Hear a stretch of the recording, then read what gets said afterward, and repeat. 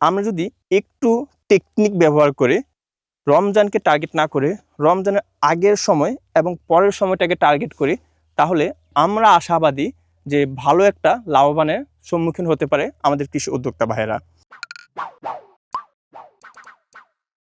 সবাই রমজানকে সামনে, যেহেতু রমজান আসতেছে, আগামী ফেব্রুয়ারির 17-18 তারিখের দিকে হয়তো আমাদের রমজান মাস শুরু হবে। যেহেতু রমজান আসতেছে, সবাই ভাবে যে রমজানে হয়তো শসার দাম অনেক থাকবে, অনেক উচ্চ দাম থাকবে এই রমজানে। এতে করে হয় কি, বাংলাদেশের অধিকাংশ জায়গায় সবাই ওই সময়টাকে, রমজান মাসকেই টার্গেট করে শুধু শসা চাষ করে। এতে করে হুট করেই একই সময়ে পর্যাপ্ত ফলন আসার কারণে চাহিদার তুলনায় যোগান বেশি হয়ে গেলে আমাদের দামটা হুট করে পড়ে যায়, কমে যায় অনেকাংশেই। এতে করে লসের সম্মুখীন হয় কৃষক পর্যায়ে উদ্যোক্তারা। কিন্তু আমরা যদি একটু টেকনিক ব্যবহার করে রমজানকে টার্গেট না করে রমজানের আগের সময় এবং পরের সময়টাকে টার্গেট করি, তাহলে আমরা আশাবাদী যে ভালো একটা লাভবানের সম্মুখীন হতে পারে আমাদের কৃষি উদ্যোক্তা ভাইয়েরা।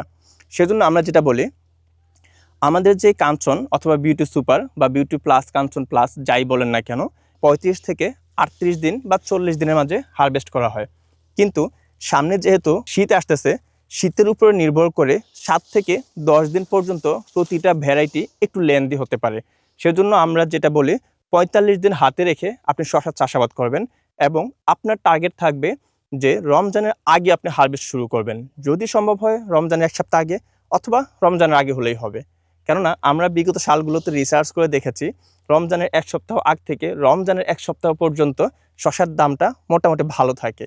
মাঝ দিয়ে ওই প্রথম সপ্তাহের শেষ থেকে শেষ সপ্তাহের আগ পর্যন্ত দামটা হুট করে পড়ে যায়। কারণ হচ্ছে ওই সময়টাই সাধারণত সকল উদ্যোক্তারা শসা হারভেস্ট করার প্ল্যান থাকে।